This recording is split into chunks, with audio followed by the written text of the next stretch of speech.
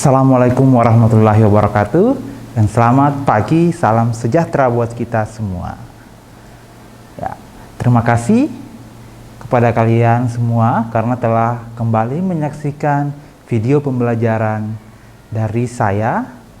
Kali ini kita akan membahas tentang materi dari kelas 11 Bahasa Indonesia, yaitu teks anekdot. Pernah mendengar kata anekdot? Oh, belum ya? Oke. Kalau humor, ya itu pasti sering kita mendengar ya kata humor. Nah, sekarang coba kalian simak cerita yang akan saya sampaikan. Judulnya adalah Dosen yang juga menjadi pejabat. Di kantin sebuah universitas, ada dua orang mahasiswa yang sedang berbincang mengenai dosennya yang mengajar pada mata kuliah A. Si orang pertama berkata, "Saya heran dengan dosen ilmu politik. Kalau mengajar selalu duduk, tidak pernah mau berdiri." Terus si mahasiswa B mengatakan, begitu saja diperhatikan. Terus mahasiswa A lagi mengatakan, "Iya, tahu kan sebabnya?" Terus dia menjawab lagi, "Barangkali saja beliau capek atau kakinya tidak kuat berdiri." Terus jawab lagi, "Bukan itu sebabnya. Sebab dia juga seorang pejabat." Loh, apa hubungannya? Iya, kalau dia berdiri, takut kursinya diduduki orang-orang lain. Nah, dari situ kita bisa melihat ada cerita yang mengkritik dosennya. Jadi, apa yang membedakan antara humor dengan anekdot? Ada yang bisa menjelaskan? Ya, betul sekali. Ya, jadi kritik itu adalah bagian dari anekdot. Ada di dalamnya tentang kritik, cerita yang mengandung kritik. Oke, untuk lebih jelasnya kita simak materi selanjutnya. Nah, pada bagian pertama yaitu teks anekdot. Teks anekdot merupakan cerita singkat yang di dalamnya mengandung unsur lucu. Ingat, mengandung unsur lucu. Dan mempunyai maksud untuk melakukan kritikan. Nah, berarti ada dua poin dalam pengertian itu. Ada unsur lucu dan unsur kritikan. Nah, teks anekdot biasanya bertopik tentang layanan publik, politik, lingkungan, dan sosial. Nah, itu adalah pengertian dari teks anekdot. Sekarang kita masuk ke ciri-ciri teks anekdot. Yaitu yang pertama adalah berupa teks yang mendekati perumpamaan. Artinya, perumpamaan pada sebuah teks dengan struktur anekdot mendekati bentuk sebuah dongeng. Layaknya larangan cerita berdasarkan imajinasi dan ditambah dengan segala hal yang bersifat nyata atau benar-benar terjadi di masyarakat. Yang kedua, menampilkan tokoh-tokoh atau figur yang dekat dengan kehidupan sehari-hari atau juga orang penting. Biasanya pada sebuah teks anekdot terdapat tokoh atau figur yang ada di dalam dunia nyata dan mudah kita temui dalam keseharian. Contohnya seperti orang-orang pemerintahan, anggota keluarga kita, dan lain-lainnya. Yang ketiga adalah memiliki sifat humoris, lucu, menggelitik, dan berbau lelucon tapi menyindir.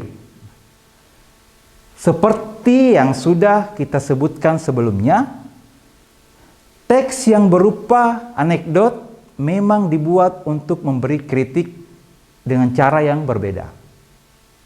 Semacam guyonan yang sengaja dibuat untuk memberikan tujuan tertentu seperti menyindir. Nah, biasanya menyindir di sini berkaitan dengan isu sosial dalam negeri yang sudah menjadi rahasia umum. Nah, itu adalah poin yang ketiga. Nah, ciri yang keempat adalah terselip kritikan atau tujuan.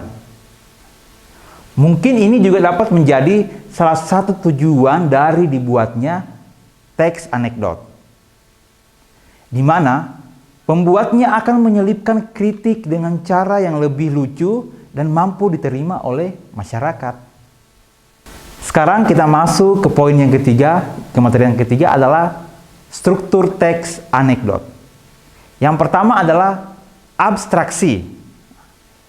Abstraksi menjadi struktur teks humor yang paling awal yang ada dalam sebuah teks bernama anekdot.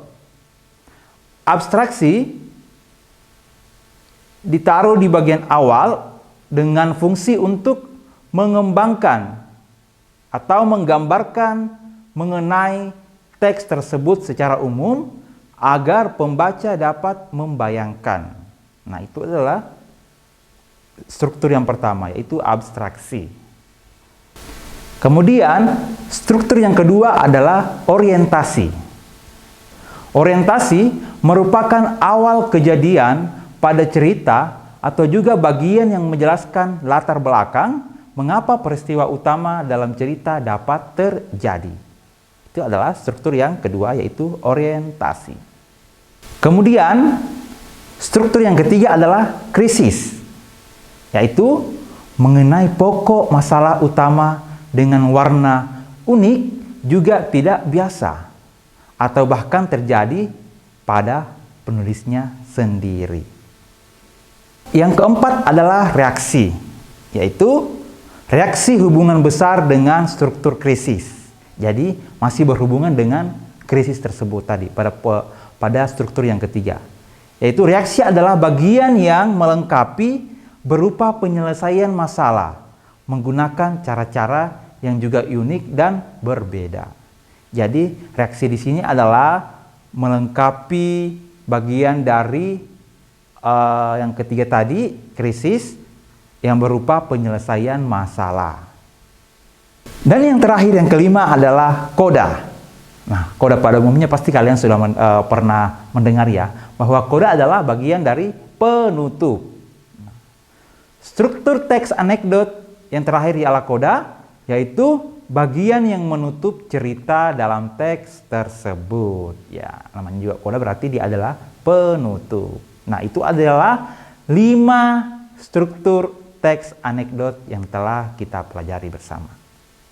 Sekarang kita masuk ke poin yang keempat, materi yang keempat, yaitu kaidah kebahasaan teks anekdot.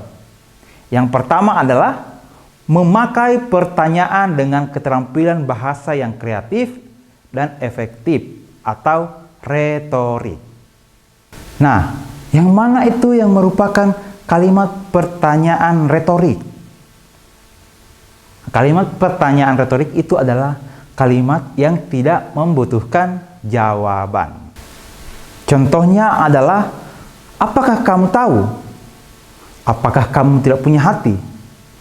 Memangnya kamu Superman? Selanjutnya, kaidah yang kedua adalah menuliskan sesuai struktur, yaitu diawali dengan bagian abstrak dan diakhiri dengan bagian koda.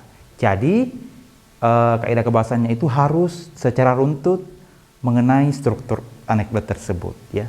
Mulai dari abstraksi, kemudian diakhiri dengan koda.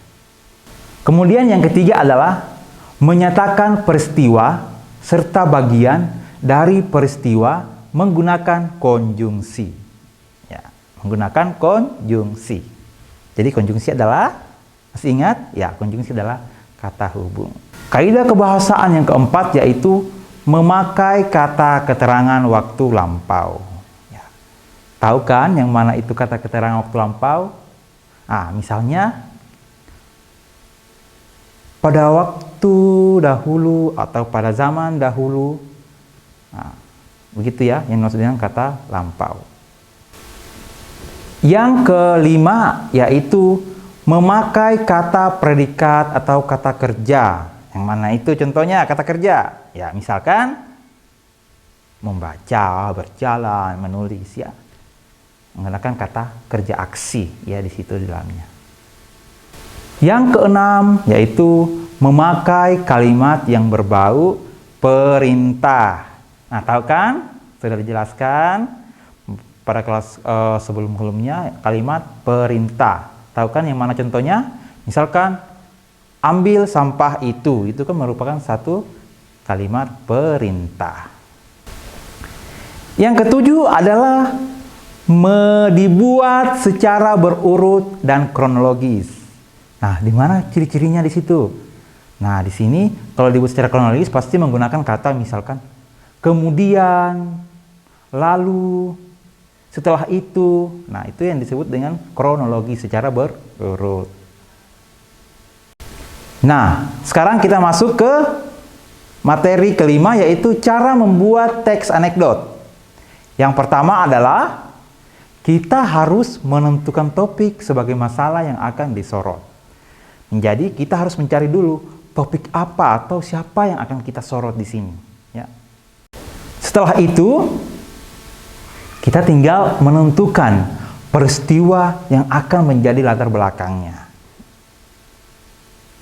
Kemudian kita memerinci peristiwa dalam alur anekdot yang meliputi abstraksi, orientasi, krisis, reaksi, dan koda. Nah, di sini kita sudah merinci ya mengenai strukturnya. Selanjutnya, kita mengembangkan kerangka anekdot menjadi sebuah cerita yang utuh. Nah, itu tadi adalah cara membuat teks anekdot. Dan yang terakhir adalah kita tinggal menyuntingnya. Ya. Nah, itu tadi adalah cara-cara membuat teks anekdot. Biar lebih teratur, jadi kita harus mengikuti langkah-langkah tersebut.